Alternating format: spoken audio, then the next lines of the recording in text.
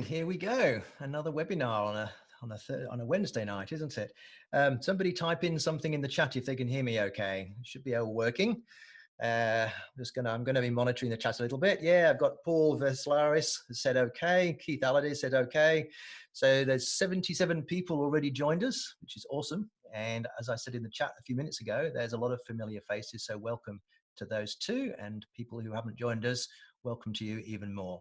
So tonight we're going to be talking about what's behind me on the wall. And I've just got a new background for you. Rather than that little classroom, which was the Leica Akademie in Germany, I've decided to put relevant pictures on my wall. So I've carefully framed those prints and hung them on the wall behind me. And if you believe that, you'll believe anything. That's Photoshop magic. Anyway, Platon, that one's Michael Kenner, Ansel Adams, and the one on the end, if I just rotate that, I'm just blocking the view, is Henri Cartier-Bresson. And I'll be talking about those pictures as we go through the talk. Black and white is my favorite genre, I would say, but it's my least commercial genre. So I do my black and white work purely for the fun of it. And I'm going to try and inspire you to, if you're not already shooting in black and white, or at least shooting in color and converting to black and white, at least to consider it. I'm going to show you some of my pictures first, but then I'm going to show you some inspirational pictures. I'm doing my stuff first so that they look better compared to the ones that come afterwards. If I do it the other way around, you'll see.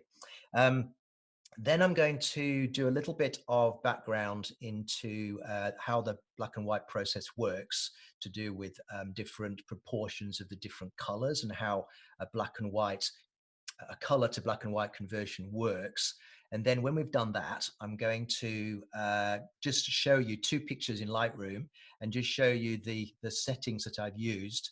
I'll step you through it to go to black and white and show you how to adjust the tone separately from one another. So that'll be right at the end. So question from Edu, are you going to share later the recording? Absolutely. All of our webinars are shared on our YouTube channel, usually within 3 or 4 days. A little bit busy at the moment with some of the projects, so I'll do it as soon as I possibly can. But yes, they're all recorded, and all the previous ones are there too if you want to go back and watch them.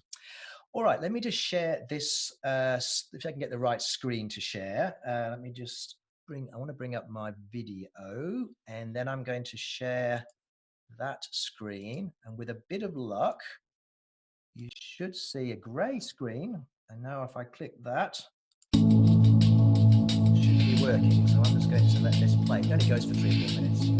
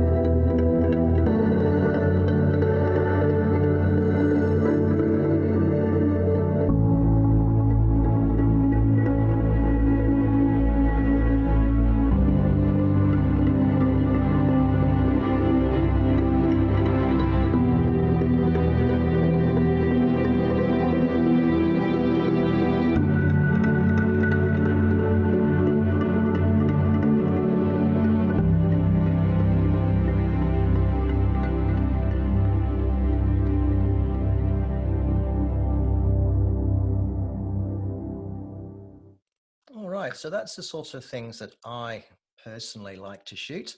And I'm just going to share just kill that and go to another screen, which will be that one there, and share that, which is there, and share that. So you should be able to see my white slide with the Leica Academy logo on it. Hopefully everybody can see that. And I'm just going to go through some of these pictures, not the pictures I've just showed you, that's just to get sort of warm you all up a little bit.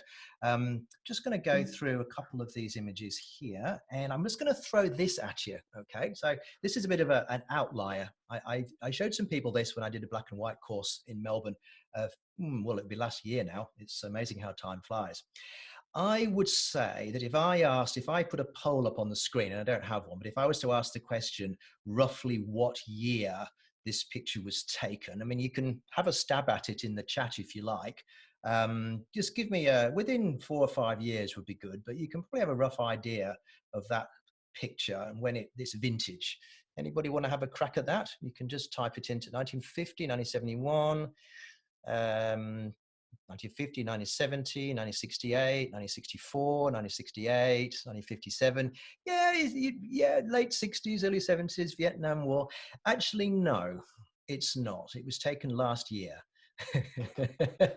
But you were fooled by the style of the shot, not only the subject, but also the look, because it looks gritty and film-like. That's because it was shot on film. It was shot on a Leica M3. It was shot on a film set. And if you look very, very carefully, just here, you can see a dolly track from a camera. This is a movie called Danger Close, which was around late last year. It was premiered. And these stills were shot by my good friend, Tim Page, who you may know was a Vietnam War photographer. And he shot all the movie stills for this movie on his original camera using the same film, Tri-X, and processed in the same way, and to get that authentic look for the behind the scenes shots. So I just wanted to throw that out there. And the point I'm making is that black and white has this nostalgic, historical, organic feel about it, particularly when you actually do shoot on film. Okay, so it's got that connection to bygone days, but it's also hugely creative in a contemporary sense, and we'll come to that in a sec. This image will be familiar to most of you, I would imagine. And if it's not, you need to go and look up Ansel Adams. This is the photograph that I actually have this on. There's 2 pictures I'll show you tonight that are both hanging on the wall of my office above my desk. This is one of them. I'll tell you the other one in a sec. It's coming up. This image, when I was starting in photography in the early 80s, this image epitomized everything I wanted to do in photography. Epic, sublime, textured, dramatic, all of these things, and in black and white. I went and bought a Hasselblad camera back in the day, a film camera, because that was at the time the best medium format camera money could buy. Didn't make any difference. I still couldn't do this, probably because I lived in Manchester, not Yosemite. That may have had something to do with it. But this image was the inspiration for my career. And as I say, I have this hanging over my head in my office as inspiration. I think it's absolutely astonishing.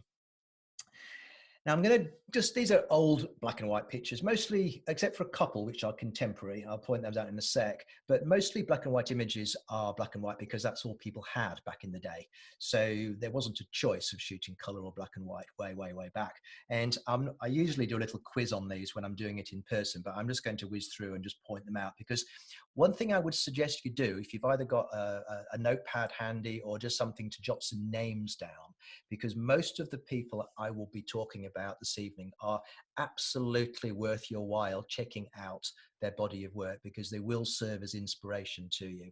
And I'm a big believer in having your creative juices stirred by people who've done good work, particularly book-based work, because the entry level to high-end art books is very, very high. You know, publishers don't spend hundreds of thousands of dollars printing a beautiful big book in extra rich black, ink and everything, when the work isn't considered to be really excellent. So just whizzing through, I'm not going to do a little quiz, like I say. Henri Cartier-Bresson, so the master of street photography. This is Robert Capa from D-Day. This is Elliot Erwitt, one of his amazing dog his book about dogs, which I've got a copy of, very humorous. Matthew Brady from the American Civil War. This is Hurley. This is Shackleton leaving Elephant Island in Antarctica. Contemporary image, almost contemporary image. This is Mapplethorpe or Maplethorpe, never quite sure how you pronounce it. This is Lewis Hine, allegedly. Now, there was some controversy over this picture. You've probably seen it before. It's published all over the place. It's attributed to Lewis Hine, but I did have a conversation with a photographer recently, and apparently there's some doubt about who took this picture. This is Edward Steichen, who is one of the first of the rock star photographers who set the fashion, set the pace in New York. This is George Roger, who founded, along with Henri Cartier-Bresson and Robert Capa, the Magnum Photo Agency. This is, oh my goodness, my mind has blanked out on this one. Come on, I'm just testing you. Come on, who knows this one? I'll move on because otherwise my memory picks up. Ansel Adams down here. This is Nick Brandt. Highly recommend looking up Nick Brandt's work as well. Dorothea Lange. Thank you very much, Robin Wood, for that. Brain fade. And these last two here, this is Richard Avedon. Astonishingly beautiful work, incredibly sensual, his black and white work. And this one here, which you will have seen before, is Alfred Eisenstadt. This is VGA Day in New York, I think. So that's 1945. So it's just some of the background, the history. But I want to show you some inspirational pictures. And these people are people you should look up and check out in detail and study. This is the other image of Ansel Adams I have on the wall of my office. This image on my screen in front of me, this is a little Wacom Cintiq screen, which is a pretty good screen. It does not do justice to the richness of a physical print. And I've only got the poster, the high quality poster of this. I do not have an original print of it. Like, I could never afford one of those. It looks beautiful here, but even in the poster I've got with extra layers of black ink, it's got that luster to it. It's quite luminous. And there's something about black and white luminosity which is really hard to define, but you know it when you see it.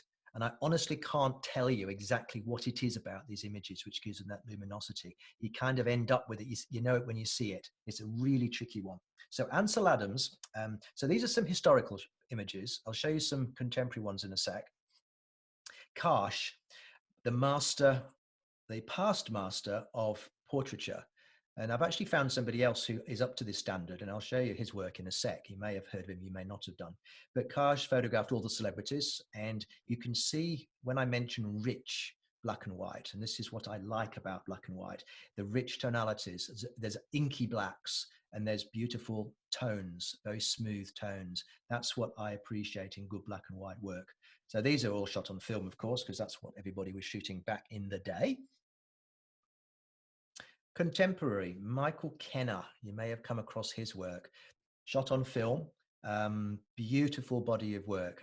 He works out of the UK, I think, and his work is quite exquisite. I'm not that familiar with his body of work, but I do know the name as being one of the most well-respected black and white operators of, well, certainly the 20th century and so on. So lovely, lovely. But this is a sort of picture that's heading into modern digital territory, isn't it? With those super long exposures and, you know, using strong ND filters and getting the clouds to blur, but still amazingly graphic. And of course, the other thing about it is a completely real shot. It just happens to be in black and white, and it just happens to be a long exposure, but it's that subject, I believe, existed at that time and that place. So you've got that veracity in the shot still. It's not so abstract that you lose any sense of connection to it. You believe that there's a shot, that place exists. So Michael Kenner is a good one to check out. John Sexton is another beautiful operator. I think he teaches workshops in black and white printing, or he certainly used to. And again, he's in that realm of the Ansel Adams of this world, when has a great sensibility for tones. And black and white is all about tones, whether you have a high key image like the top right hand one, or a low key image like the top left hand one, or something in between. It's all about the tonality, because remember, you're throwing away the color, and all that you've got left is shape, texture, and tone. The color, which can be considered a distraction, is all that you're left with, and that's what you've got to work with, and that's hard to see sometimes. This guy, Platon, I don't know if anybody has come across him before. If anybody's heard of him, you might want to make a comment, because I kind of knew the name, but there was a documentary on, I think it's on Netflix. There's a series on art, and like art, like architecture and those sorts of things. And they featured this guy, and he has photographed everybody. He's a Greek guy, lives in the States, and he does the most astonishing black and white work. He's currently working, shot on film. He shoots on Leica M6 when he's doing 35mm style work. And there is probably not a single well-known person on the planet he's not photographed. I mean, we're talking, Putin, we're talking, well, Obama, we're talking Schwarzenegger as an actor, we're talking all of these people. In the documentary, he was photographing Colin Powell, the ex-military who led the entire American army back in the Iraq invasion days and so on. And these are really heavyweight people, beautiful work. One interesting thing about his work, and he breaks a lot of rules, is he photographs people really close with a relatively wide angle lens. And you can see Obama's quite extended in his nose, and his ears are small. He gets right in, he gets that sense of personality. But have a look at his work. There's a book he did called Service, which was a documentary project about servicemen, current American servicemen and their lives. And it is just beautiful work. It's the sort of thing that makes you want to go and photograph a project in that sort of detail. It's just glorious. So check him out, Platon. He just calls himself Platon. That's his second name, I believe, but everyone's what everyone calls him. It's very cool having one name, isn't it? Now, who's gonna hazard a guess as to whose this photograph is from? Anybody gonna hazard a guess at this one? Yep. Okay. So Paul Velisaris, got it first go. First go. That's Salgado, Sebastião Salgado. In my mind, he is the greatest practitioner of photography in the world at the moment, by far. He shoots only in black and white, digital, and it was filmed before that, but everything ends up in black and white. And his book, Genesis, which I'm lucky to have a copy of, is my inspiration for, if I'm feeling I'm a bit sort of lacking in inspiration, I will sit down with this book, and you open it and it creaks. It's huge. It's like 500 pages of beautiful printing, massive thing. And it's full of absolutely uplifting pictures like these. These are from Antarctica. And if you only have to buy one book on photography, I would suggest that book would be the one. It's people, places, wildlife, landscapes, beautiful light, beautiful printing, you name it. It's just, for me, that's it, and this is the book. I mean, even look at the cover picture on it. It's just glorious. It really is. So if that sort of stuff doesn't get your creative inspiration flowing, then I don't know what will.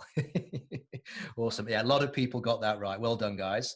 Kwok got it right. Anne Yardley, Kwang Nguyen, Leslie Sia, a few other people. So well done with that. Okay, so now we're all inspired. Just a little bit of a commentary from me, just briefly. And if you want to make some comments on this, please feel free. I mentioned before this nostalgia, this historical aspect. So what is it about black and white that inspires people? What is cool about it? When you do a black and white picture on your phone, you get a lot more likes on it? It just seems to be more appreciated. I think people are so used to color that anything that breaks that mold, breaks that norm, is going to stand out from the rest. It's also fundamentally abstract, because we don't see in black and white.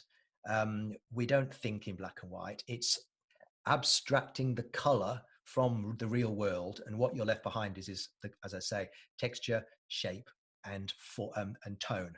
Okay, those three things. So you're distilling down the essence of what's in front of you and throwing away what sometimes can be very distracting, and that's the color in the subject. And there's so many images that you shoot where the color is really not helping, because you know what skin tones look like, you know what blue sky looks like, you know what green grass looks like. You don't really need to be shown the green grass. Maybe a tone of gray is sufficient, so you can hint at the scene, the colors in the scene, because they're all assumed. So there's that aspect to it. So shape and texture only. But the last point on this slide is, I think, most important one. if you, those of us who remember photography back even not that long ago, maybe 70s, 80s, last century, you would get your color roll of Instamatic film and you would take it to the chemist. And I think even before then, Kodak had this slogan: you take the photo, we do the rest. And what they wanted to do was make the whole thing very simple, which is great because up to that point, it was really difficult to take photographs. You had to have a big camera and do your own processing in the darkroom.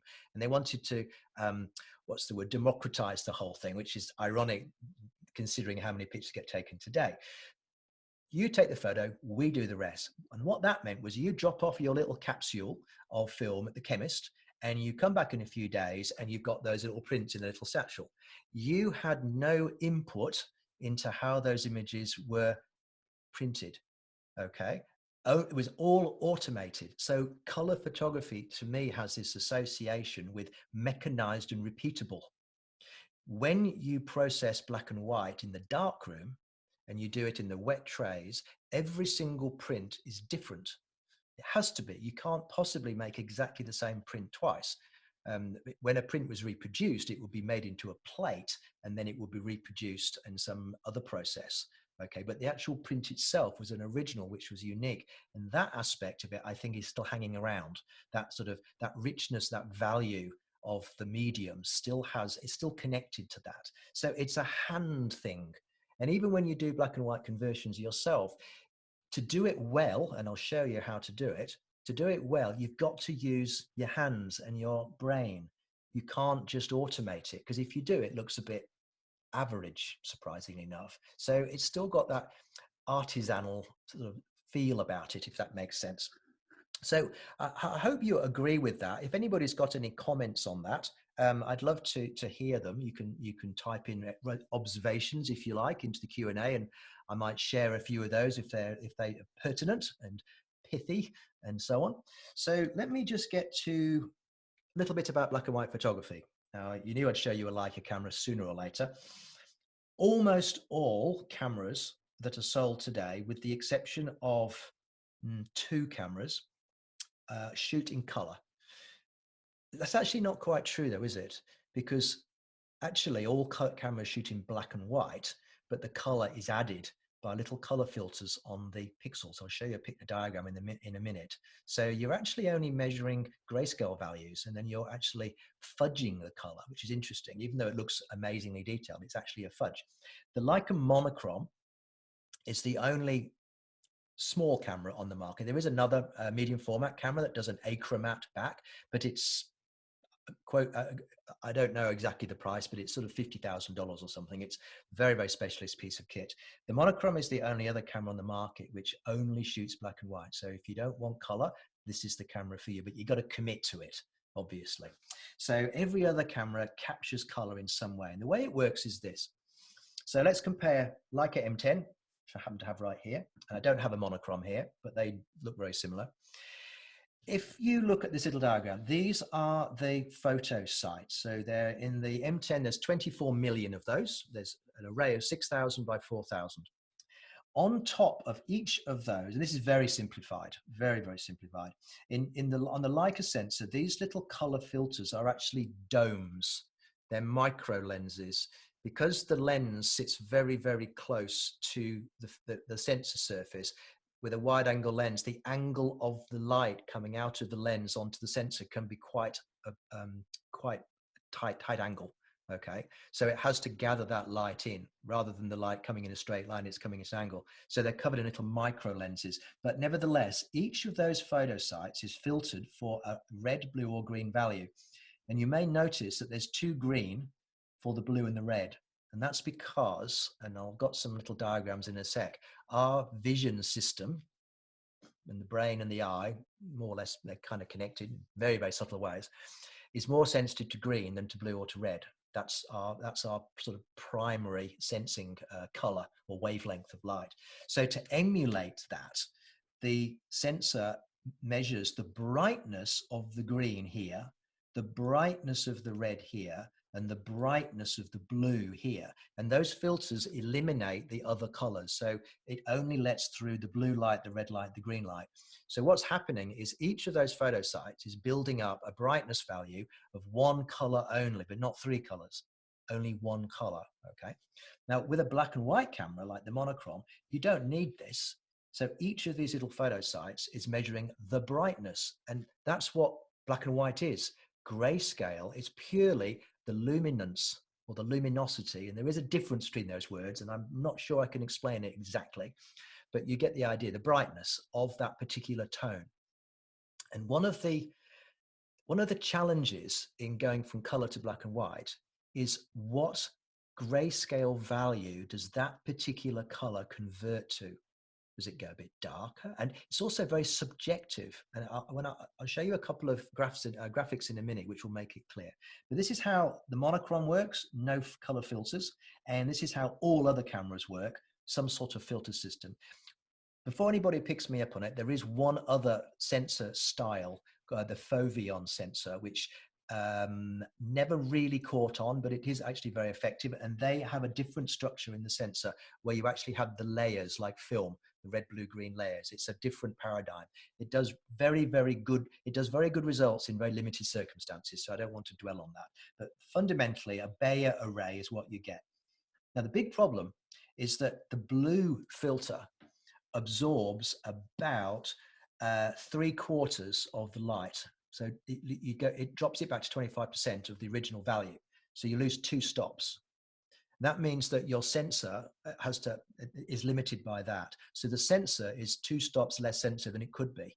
So when you use something like the monochrome, your sensor is immediately, effectively 2 stops more sensitive to light. So you can shoot at 2 steps higher ISO and get the same or slightly even less noise.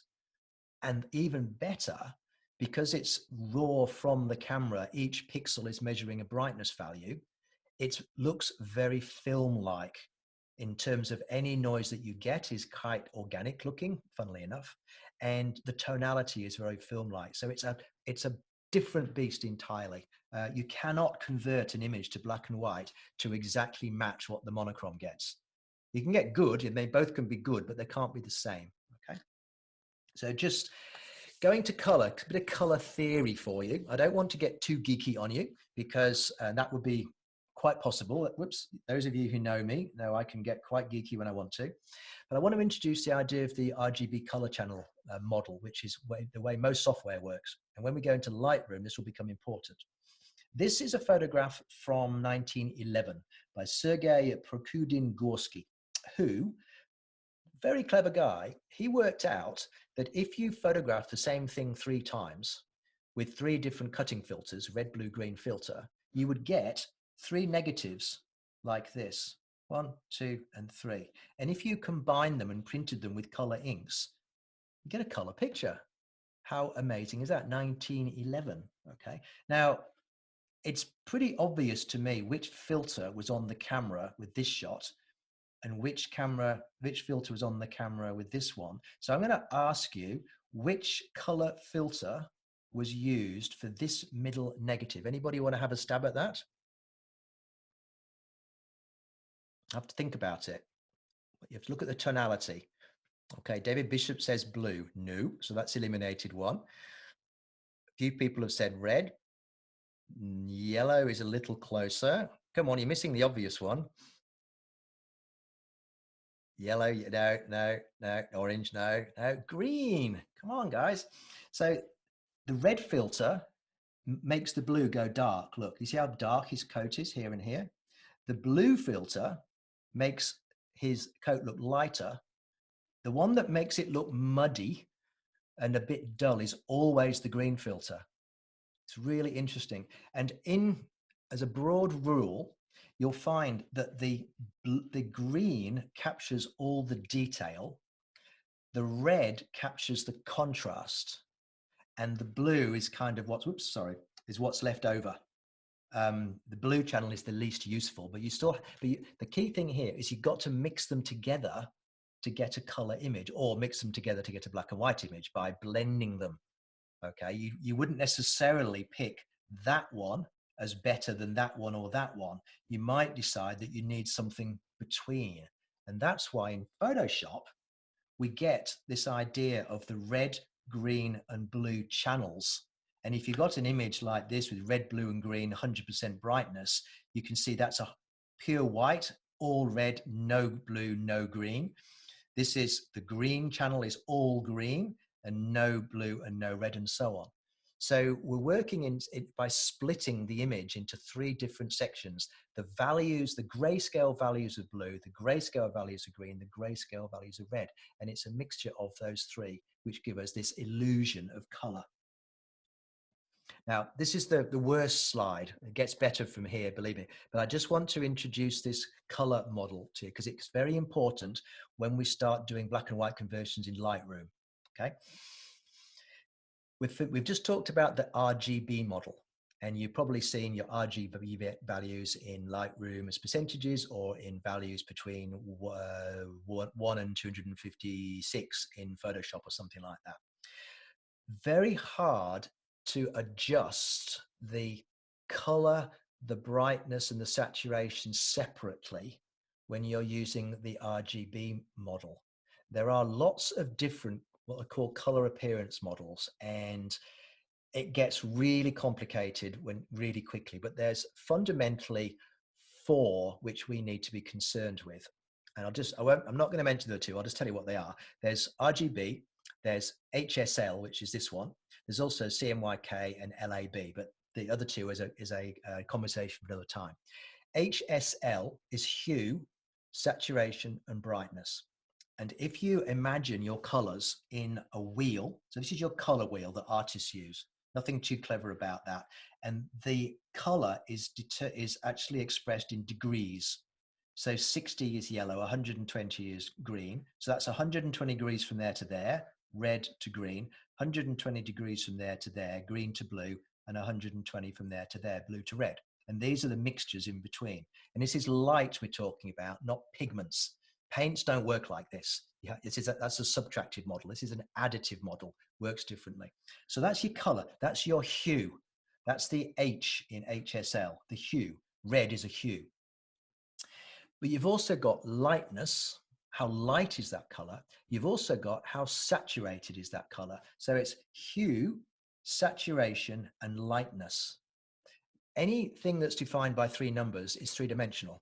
So you can consider it to be a shape, a volume, and you end up with this sort of spinning top shape. So white's at the top in the middle, black is at the bottom in the middle. Through the center, like the spindle, is gray from white to black. And then from the center out is the saturation. You may wonder why I'm telling you this. Well, the thing is, you can adjust these values independently of one another. So I can make the blues darker without making the greens darker at the same time. And this is critical when it comes to a black and white process. So I'm just going to leave that at that point. I just want to explain that color can be described, it can be converted into numbers in many different ways. And that's a color model. RGB is one, HSL is the other one. And that is where, this is how we use the software, Lightroom or Photoshop, to convert to black and white. Back in 1810, Goethe, as in the poet and the writer Goethe, who was one of these polymaths who was interested in all sorts of different things, he realized that the different colors of the rainbow could be subjectively viewed as brighter than one another, even if they were equally intense. And he had a stab at quantifying that. And he's got it wrong, but it was the fact that he had a stab at it, which is quite interesting. So if you imagine these are values out of 10, I think you'll agree that the yellow is the brightest subjectively. I don't mean measuring it or using numbers, just you look at it and it's brighter. Like the blue is clearly the darkest, even though he says it's lighter than the magenta. I would argue that the green should be over here and the blue should be at the end. Now, the interesting thing is that back in 1810, people were thinking about these sorts of things. The way it really works is this, and this is your sRGB standard. And I've left the colors in the same sequence, but the point here is that the green is considerably subjectively brighter than the blue by a lot. And so 21718 is the sRGB standard for the relative brightnesses of those three colors. So this is the way we experience those colors. So when we go to black and white, we need to remember this, because we want to make sure that the greens maintain their subjective brightness. And if we equalize them all, we end up with just mud. That's what happens when you desaturate a picture. When you do a grayscale conversion in Photoshop, now I know a lot of people, in fact, probably most people these days that I'm certainly communicating with through these webinars don't use Photoshop directly. They will use Lightroom or Capture One Pro or something. And some of the more advanced people will be dabbling in Photoshop. This all converts neatly into Photoshop, but I'm going to use Lightroom for my demonstration because it's much more approachable. But if you were in Photoshop and if you wanted to do a grayscale conversion and you just did it on auto, Photoshop would take 30% of the red values, 60% of the green values, and 10% of the blue values. So that 10-60-30 ratio is pretty well locked into Photoshop's black and white conversions. And that's not what we want to do. If we did that, we'd get a vanilla conversion, but we want to do better than that. This is why you don't desaturate, because each of these color patches is the same. They're different hues, but they're the same brightness, 100%, and they're the same saturation, 100%. That's the numbers. And this goes to show why the numbers don't tell you the whole story. So if I desaturate, I remove the hue. I remove the hue, but I leave the brightness the same. So you end up with no difference between these patches. If you do a black and white conversion well, can you see how the jump from here to here and from here to here is subjectively similar to that transition here and that transition here? Like, here's a good one, the blue to the magenta. That change from there to there is subjectively similar to that. So what we're doing here is we're maintaining color contrast. That's very, very important when you do black and white conversions, that you maintain the color contrast. And I'll show you a couple of examples. So here we go. This is a picture from Mongolia that I took a few years ago now. And the reason I put this one in is, yeah, it's a nice picture. I like it. But it allows me to make a point about color contrast. So if you look in this image, we've got a yellow wall here in the shade. We've got a yellow wall here that's quite bright, and we've got a blue wall here that's quite bright. That dividing line here is only defined by the change of color, but it's not defined by the change of brightness, because if we look at a vanilla black and white conversion, that edge has vanished. Can you see? But if we do the right black and white conversion, you see how we've maintained the relative brightnesses of the yellow and the blue. We've maintained that color contrast here. These are choices that you can make in Lightroom with the black and white conversion tool. So you can adjust a picture, if it looks like this, to exaggerate that change of tone, and it keeps the shape that much cleaner. This image to me looks quite muddy. This one here has got some more oomph to it. And all it's been done is we've darkened the blues and we've lightened the yellows, or we've kept the yellows the same. This is why we have to use that HSL color model, so we can darken a color without darkening another color. So you can be very specific about what you adjust. And I'll show you how to do that in a sec. If you wonder why I'm looking to the side, I'm just making sure that we haven't got any questions to answer. So, and I'm looking at my screen in front of me. That's why I'm looking down. All right. So another good example, this is from Indonesia. The top one is just generic and it keeps the skin tones roughly the same, but can you see how it blends into his hat? Whereas the bottom one has got a lot more impact. Now, I did ask the question in physical workshops before with this image, which people prefer. Most people prefer the bottom one, but some people prefer the top one because they said it was a bit more realistic. I think probably the bottom one's a little bit too emphasized. So somewhere in the middle. But the thing is, skin is red, chocolate is red, and fire engines are red. But they are different brightnesses and saturations. So chocolate is a very dark, unsaturated red. Skin tones are a very light, unsaturated red. And fire engines are a very bright, saturated red, but they're the same hue. So by changing the hue in this picture, the oranges in particular, I can make his skin go lighter or darker to add impact to the picture. That's the only reason I'm doing it, to separate tones out. But I can do it without changing the neutral tones of his hat, or if you see here, the different tones in this scarf, which is very magenta, I could control those differently, okay?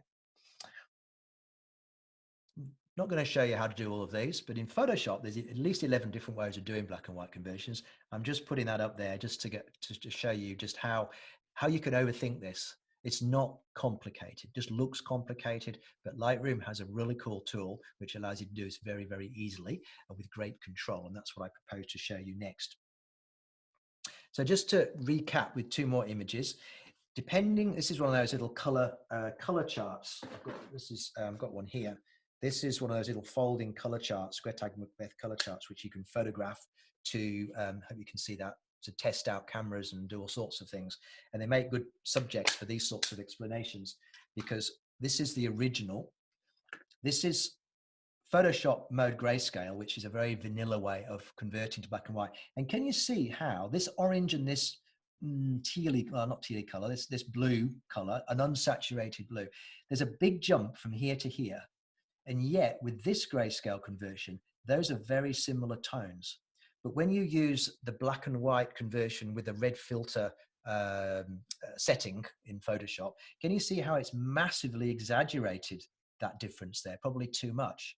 But this image here is quite rich in its broad tones, whereas this one is a little bit muddy. So it's all mid-tones, doesn't have much highlight or shadow. And that gives you an idea of how much we can control the overall tonality of our pictures by doing the right adjustments. So I'm going to use this picture as an example. This is a little church in Iceland. We took an academy group there it must be 3 years ago now. And it actually came up quite well, I thought, but it also has red, blue, and green colors in it. So it allows me to use it as a nice little demonstration image. So let me see. Question from Jocelyn Edwards, further up. Where have we got that one? Is that in chat? Okay, I got it. Jocelyn asked in chat, is black and white photography more effective with a strong subject matter, or do you think black and white can make the subject matter stronger? That's a really good question. There's this little joke in photography circles that if you don't know what to do with the picture and you can't work the colors and it's just not working, convert it to black and white, it'll look awesome. And there's some truth in that, because what's happening is that you are being confused by the colors in the picture and they're not adding to the picture. And it may be that there's too many colors, or the colors are not, they're just not adding to the image. Throw them away and try that. So to answer the question, it's a definite maybe. Is black and white more effective with a strong subject matter? I think both those points work. You could absolutely make a subject stronger in black and white after the fact. But if you've got a strong subject to begin with, that certainly can't hurt. So it could go either way. And it would very much depend on what you were photographing. I think it's a mistake to try and force pictures too much. And there is an expression for that, which I won't repeat in polite circles. It's polishing things. But sometimes you've just got to give up and move on. But certainly black and white can rescue an image. And I would also make the point that it's very hard to see in black and white, to actually judge at the time of shooting where you want the shot to go. And if we've got time at the end, I can show you how you can put your camera into black and white mode so that when you look through the electronic viewfinder of like an SL2 or something, you see in black and white. It's a big help. Okay, let me just, Keith, do you deliberately try and find subject matter that is primarily red, green, and blue and shooting black and white? No, I don't. What I'm looking for is rich tones broadly. I don't really care what the color is. Okay, I'm specifically looking for strong shapes and strong textures. And I'm almost trying to ignore the colors. So I'm not looking for the red, blue, green images. The reason I mention that is because this image allows me to actually demonstrate the technique better, but I would certainly not be looking for images like that. I'm looking for strong shapes, strong textures, and good light. And I'm trying to not look at the color at all. And another question from Kaz Diller: how does the color conversion work with the monochrome? Is it the straight desaturation model? There is no color in the monochrome at all. You don't get to convert. It's already black and white. And that's a strength and a weakness, because whilst what you get out of the camera is amazing, it doesn't give you the control that I'm about to show you. What you can do, though, is you can put color filters onto the front of the lens. So if I put a red filter onto the front of the lens here, it makes the images more contrasty, and it reduces the blues and it lightens the reds. You can do it with blue filter, green filter, orange filter, red filter, and so on. But what you get is you're fixed. You can't change it later, okay? Theo asks, would you edit black and white film or the monochrome in any different way? In a very limited sense, yes. I've found with images from the monochrome, I haven't done any film processing for such a long time. And that is a whole different kettle of fish, because you can process film in many, many different ways to get more contrast, less contrast, and all sorts of things. But talking about the monochrome, I would generally limit my post-processing to contrast and clarity adjustments. Obviously can't change the color. So you're really limited into just pure tonal adjustments, nothing more than that. So it's pretty good straight out the box, the results that you get. That's why you use the camera, because it's just like shooting film. You get one particular black and white look, and that look happens to be really good. If you don't like it, then you can change it with a color filter. And if you don't like that, well, maybe you're better off shooting color and doing a conversion later on. Okay, let me press on, because what are we doing? We're doing, oh no, we're good for time. We're good. So I'm just going to come out of this screen, and I'm going to flick to, hopefully I'm still sharing and you can see my Lightroom screen here. That should look quite good. Okay, I just had a yes from the other room, which is good. I'm being monitored. So this is that image I just showed you. And I'm just going to go back to I'm going to reset it to show you what it looked like originally. So there's a couple of things that have been done, and I'm just going to step through this. First of all, there's a car park and a flagpole that just magically popped back into view. I've decided with this shot that I want to go with purely that really graphic shape of the church. The clouds are dramatic. This is a 60-second exposure using a very strong ND filter on the Leica SL, using the 18mm Super Elmar super wide angle lens. So that's why in the original shot, it's got that leaning over backwards thing. Now the green is a very, very dull green. There's no real shape, little bit of texture in that grass.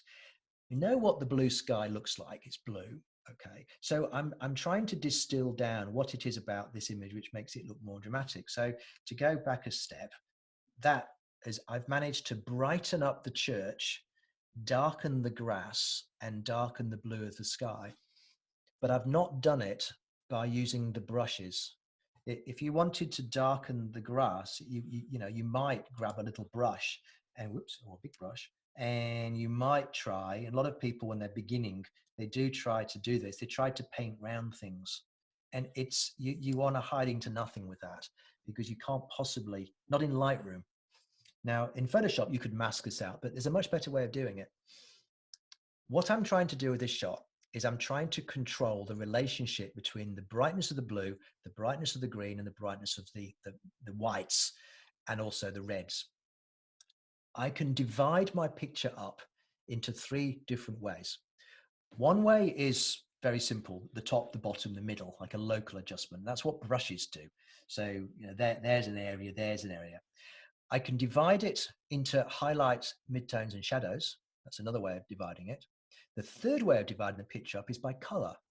So in Lightroom, you have the ability to use the HSL color model to change the brightness of the different colors independently. So you don't use a brush, because the things that are green will darken anyway. It's like they mask themselves. So let me just show you how that works. I'm just going to go back to, I've got my reset here. I'm not going to do the retouching. I'm just going to do the black and white bit. Actually, what I will do, I do that. Let me just go back to color. I'm just going to reset. Oh, no, I'll do the whole thing. I'll do the whole thing. Let's do that. Reset. Okay, so I won't convert the verticals. That will take too long. The way it works is essentially this. You will go to the black and white conversion tool here, which is in the basic panel. So this is color. If I go to black and white, this has now done that 30, 60, 10% generic conversion. So it's taken 30% of the red, 10% of the blues, and 60% of the greens, adding up to 100%. And it's pretty bland, as I hope you can see on your screens. It hasn't really, doesn't give me the impression I'm looking for, which is the church is leaping out of the page at me. If I go back to color for a sec, and I just scroll down here, you see HSL? That's that hue, saturation, lightness model I was talking about. And staying in color for a minute, if I open that up, can you see I've got hue, saturation, luminance or lightness. And within these 8 sliders here, I can adjust. Well, let me just show you. Luminance blue. Look, I'm changing the lightness of the blue only. If I want to change the grass, it's not actually green, by the way, it's yellow. If I move the green slider, it will change a little bit, but not a lot. Look, but if I change the yellow slider, much more. So I actually need a combination of the two. So what I'm doing is I'm darkening the colors independently of each other. Then when a conversion is made to grayscale, those colors become proportionately darker as a grayscale value. So rather than go adjust the colors and go back to black and white, all you've got to do is click the black and white, and that changes that panel to black and white. And all we've got left is just the luminance, because we can't change the hue or the saturation because we've actually just thrown that out the window. So now watch what happens with the blues. Look, you see how the clouds are starting to pop out beautifully? And the yellows and a little bit of green. And can you see what's going on here? I'm now almost at the point where we started, and now I can change the reds, which is the roof of the church. I'm just going to magnify that up. And there's the reds, look. So I could darken that down. I don't want to go too far. I want to maintain that texture. You might want it lighter, you might want it darker, but I think that something like that is looking pretty good. That's not far off where we started, which is here. I've gone a bit further, I think, with my adjustments. So I've probably darkened off those greens and those yellows a little bit more and gone really abstract. I want to keep a little tiny bit of texture. I don't want just a black area here, just a black blob. That's never going to work. You have to have something in there. But you can really just fiddle around with this to your heart's content. But I would also want to make the point that there's a price that you pay for this. Anything, any time you're stretching the tones in a digital image, stretching or darkening or lightening, whatever, you will eventually run into a limit. And one limit you will find with this, if I can force it to do it. Yeah, there. Can you see that white line around the outside of the roof there? It's because if you imagine the pixels, in fact, I can show you if I go hugely into here, and I go back to color for a sec, back to color, there, red to blue. At some point, the pixel has to transition through gray, and there's a gray transition blurred area there. Now that's neither red nor blue. So if you darken the blue too much, I'll just do that now, you will reveal that gray. Look, and you can see this. I don't know if you can see that on your screens, but that's gone up really noisy. Unfortunately, in digital cameras, the blue channel is the noisiest channel. It just is. It's kind of the junk channel. So if you exaggerate your blues too much by darkening them, you will at some point come into some sorts of artifacting and some sort of digital noise. So you've got to be a little bit careful with it. There are some much more advanced Photoshop techniques which I do talk about in my face-to-face class, because we have 6 hours to talk about it. But you have to have quite a knowledge of Photoshop for it to make sense, where you can actually go further with these adjustments without running into noise. But it's a bit obscure. So all I'm really saying here is just be a little bit careful that you don't push these sliders around too far, and just make sure that you're not getting awkward little halos. And you can even see now I've got that little edge there. Now that's massively magnified. If I go back to 1:1, it should be pretty much invisible, and it will look just like a sharpening line. So it should be okay. I just want to make that point. Something else I would also like to show you, which makes this whole thing a lot easier, is if I just go back to fit. I told you that the grass is more yellow than green. Well, it's actually a bit of both, isn't it? I've got to use both sliders. How do you know which one to use? Well, you can slide a slider to see what happens, because this is Lightroom. You can't break anything. Okay, you can always reset everything. And if you want to, by the way, reset all of these back to 0, if you just double click on the word black and white, it will reset them all to 0. It's a very handy little way of working. But can you see this little tiny spot here, which is not labeled? Thank you, Adobe. If I hover my mouse over it, it should come up with black and white mix by dragging in the photo. So this is one of those little tools that you can drag off. And you see I've got a different cursor now. What happens now is that if I click anywhere in the image, it samples the underlying color behind the black and white and adjusts by clicking and dragging up and down. So what I'm doing here with these greens is I'm clicking my mouse button, holding it down and dragging up and down, and it'll vanish. But watch the sliders that I'm dragging up and I'm dragging down. I'm dragging up and I'm dragging down. So it's sampling those colors more accurately than my eye can do. So then the blues, up and down, up and down. And now and then the reds, up and down, up and down. That is much, much easier than sliding the sliders, because you can also look at the image whilst you're doing it. Who cares what the sliders are doing? It's what the picture looks like that's the important thing. And it's not, I mean, these numbers are meaningless. They're just relative values. They're, 20 watt. I don't care. Is it enough? Does it look good? That's the key. So that's a really cool way to work. Okie dokie. Any more questions? Nope. And okay, so for the last 5 minutes, I'm just going to go to another picture, which is this one here. This is a picture I took in Myanmar last year. I think it was last year. I've been twice. So it was one of the trips I went the previous year as well. And we visited this gentleman twice. So I've got 2 sets of pictures of him. This is me trying to head into that Salgado style of rich black and white of people. I mean, I'm not getting close, but still, I'm happy with the picture.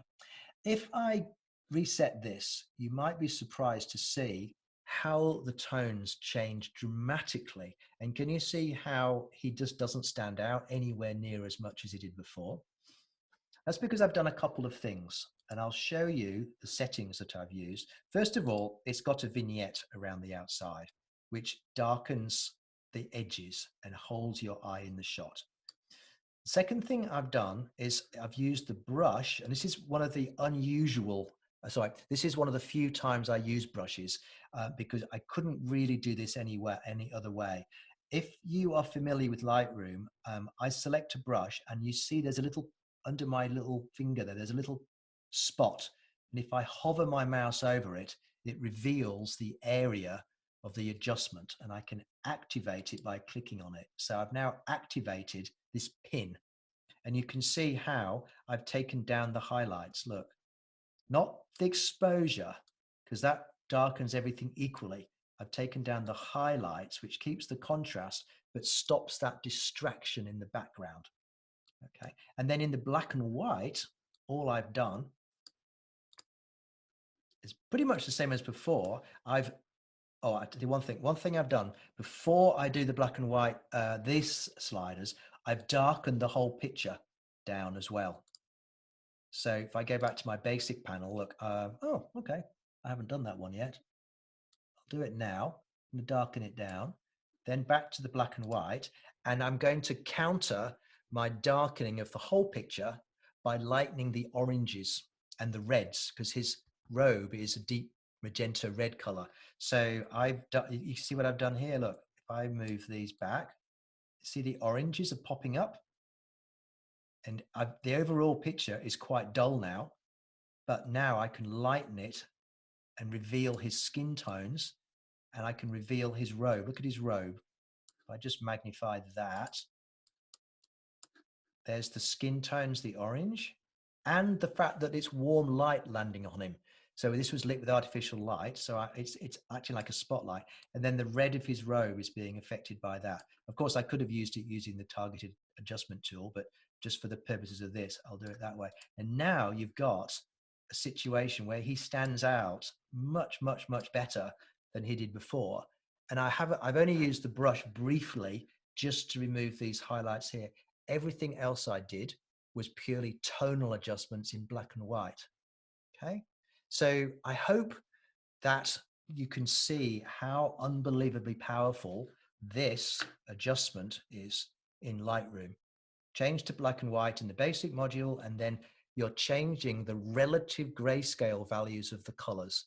So you're choosing what particular value of red that color changes to. Now, the downside is that these are global adjustments. So you have to adjust all of the reds in the picture equally, or all of the blues. If you want to be more sophisticated and change it to different parts of the picture, you would have to use Photoshop and layer mask and things like that. It's completely possible, but Photoshop doesn't offer those tools. Now, I would like to offer you the opportunity to ask some questions. We've gone through the hour, and then the last 15 minutes, I normally field questions, so I'm more than happy to do that. So if anybody wants to type in any questions, I will see them here. Leslie Sia, I hope I'm saying your name right, Sia. Nick, what are your personal views about split toning in black and white photographs? Okay, good question. I do that, and I will show you how I do that. In fact, if you look here in Lightroom, you'll see this is a split tone photograph, so well spotted. This is the split toning tool, and if I turn it off, and there's a little, on these panels, there's a little on-off button in the top left-hand corner. And can you see how it's going? It should be reasonably neutral on your screen. I don't know how your screen's set up. It depends. It should now have gone a little bit on the orangey red side, like a sepia tone.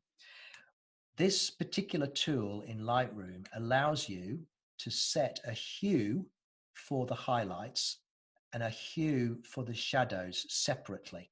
Now, you may notice that they're the same. That's because I want to use this as an overall sepia tint. That you can't, there's no white balance to change here because it's black and white image. So we can tint the picture in this way.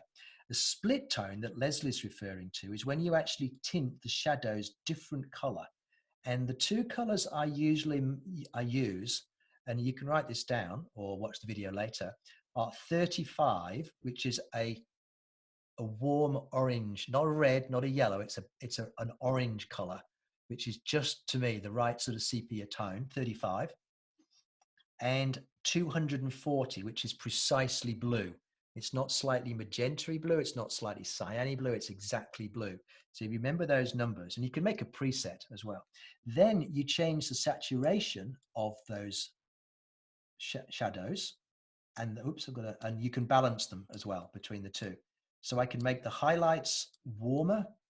You can see it's only the highlights that are being warmed, or only the shadows, or some mixture of the two. And one of the classic, and you can do this in color too, by the way, because have you ever heard of what's called the orange and teal look in movie grading? It's a very, very common technique in movie grading is orange and teal. Teal for the shadows, orange for the highlights. Makes it more three-dimensional. And you can do that in your color pictures. So the idea is that warm colors come forward and blue recede. So skin tones come out of the screen at you and shadows go back, and it makes it look three-dimensional. It's an optical illusion, of course, but it's something you could do. And you can do that here. So I've gone with the same hue in the shadows and the highlights because I want the whole picture to be tinted a little bit. Not too much. I find that I've got a little preset that's sort of 35 and 10, and that gives me that slightly old-fashioned look to it. So great question. Thanks, Leslie. Okay, looks a bit like selenium toning rather than black and white. You've got over on the left hand side, you do have these presets. Now, I'm not a huge fan because they're kind of blunt instruments. Um, I mean, you really shouldn't be combining these with this. It's like take the picture, leave it alone, maybe adjust it so it looks reasonable, and then use one of the presets. And as you move your mouse across, you can get an idea of what they look like. And you've got these creative ones as well. But I would rather make my own adjustments. But that's just me. Feel free to play with those. And you can get plugins for this. I think Nick Software, I forget who owns them these days. They keep being sold to different people. They do what's it called? Yeah, there's a black and white conversion thing that they do, which apparently is really good. I did look at it once and I found it made the blues really noisy, like I warned you before. I find I get the results I want this way, so I'm happy with that. Black and white. Can Lightroom retain the black and white adjustments when you switch back to color? Okay, let's have a look. Black and white. So there's two adjustments there. Go back to color. Now they won't be there when I go to the HSL slider. Those will be neutral.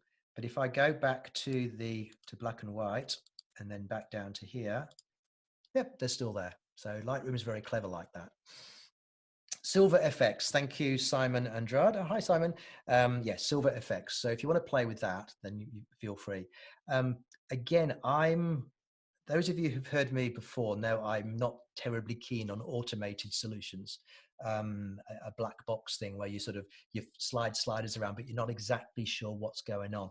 With this, if you understand what I've said, you'll know exactly what you're doing. I'm making the oranges darker. I'm making the reds darker.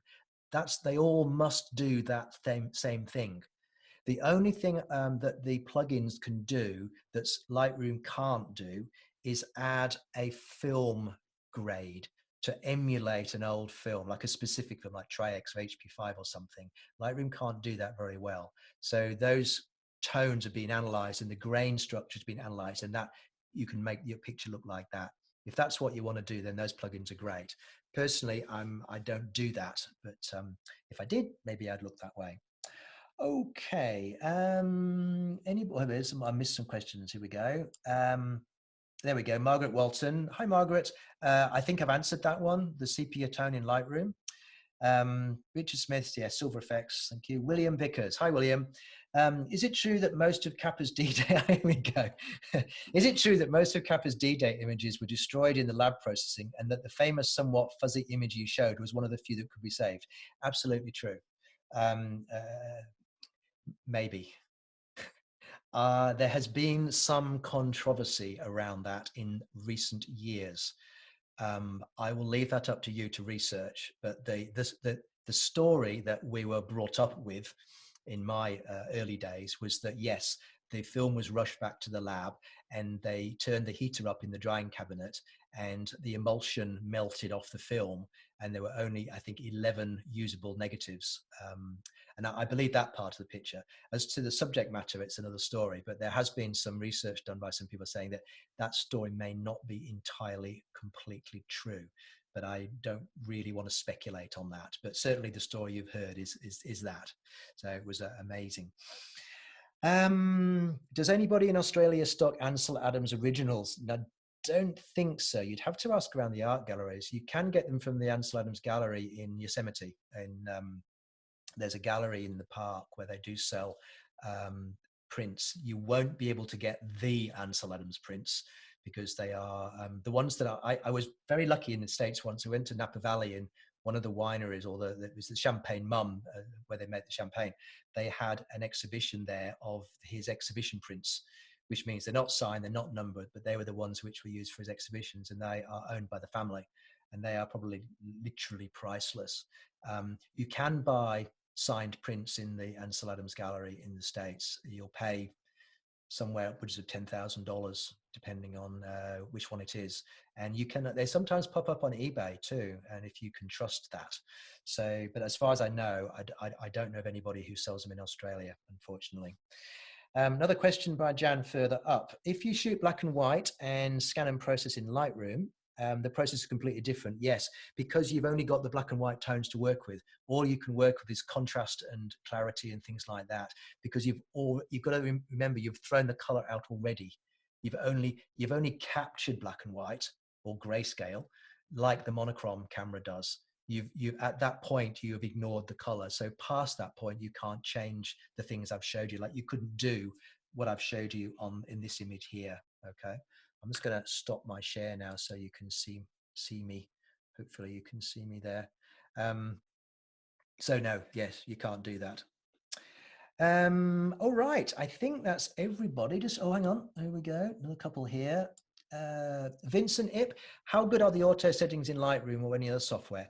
My advice to you there will be to try it and see, because there's no right answer here. If you have your own tastes, you have your own preferences, and if the auto button works, okay, fine. It's not a bad starting point. If it doesn't work, then remember, you can always adjust it further. You're not locked into it. So give it a go, and if you like it, why not? Jan, the process in Lightroom is completely different. You scan black and white film. Okay, we've answered that one. Jay, hi Jay. Leica M10 images in Lightroom to create black and white versus a Leica monochrome image in Lightroom. Is there a difference in output? Yes. You cannot emulate the monochrome exactly. You can get excellent black and white results out of an M10. You can get excellent results out of the monochrome, but they will not be the same. The tonality and the granularity, it's you have to see it. You have to see a print. You can't even really see on the screen sometimes, but there is a richness and a tonality to the monochrome, which is not possible when you're capturing only a third of the color information with a Bayer filter. It's just not possible. So like I said, you can get brilliant black and white prints out of M10, but you can't get the same as you get out of the monochrome. It's like trying to fudge a film look. You can get it looking close, but it's never the same.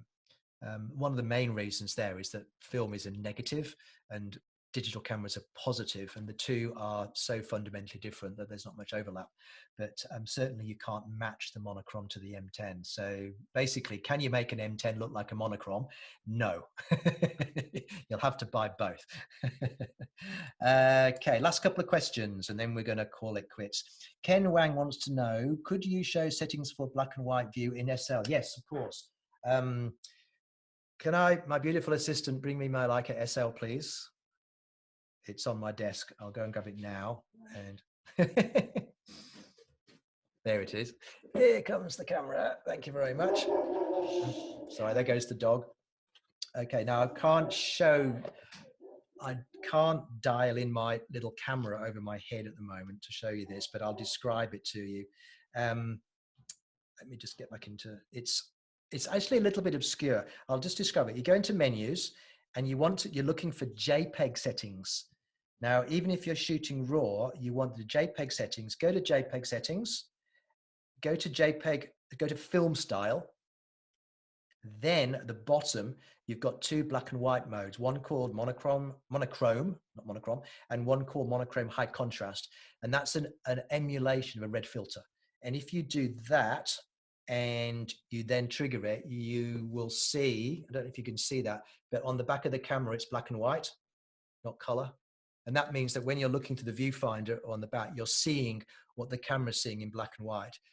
When you shoot RAW plus JPEG, you get a color RAW file and a black and white JPEG. So you can have both at the same time. Really, really cool.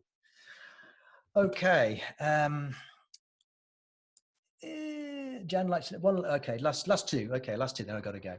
In your opinion, is a film print superior to a digital print for monochrome? Or could you tell?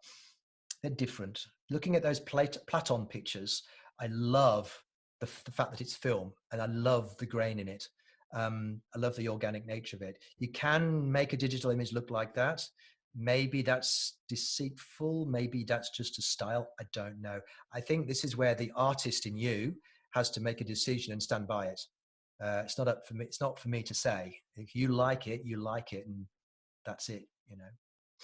Last question, Larissa Cortez, is Leica considering conducting courses in, hang on, it's just disappeared. in Brisbane.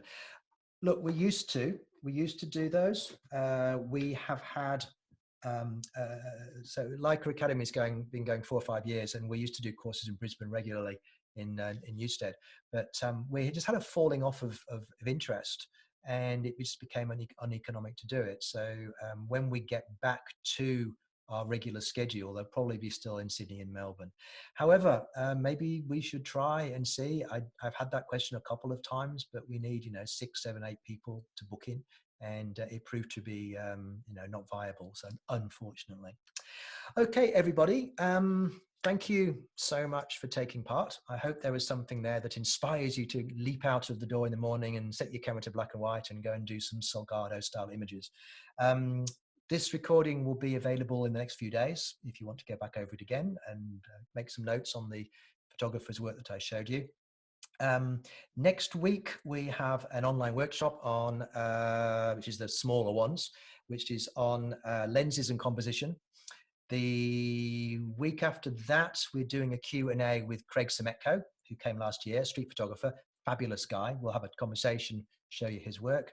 And after that, we're doing another online workshop on how to get a perfect exposure, setting the camera up and interpreting the controls. So those are all on the Leica Academy website. Have a look at those. Maybe I'll see you at those. So thank you very much for your attention. I will talk to you again, no doubt. And I'll just put up a screen of our website in case you want to see that.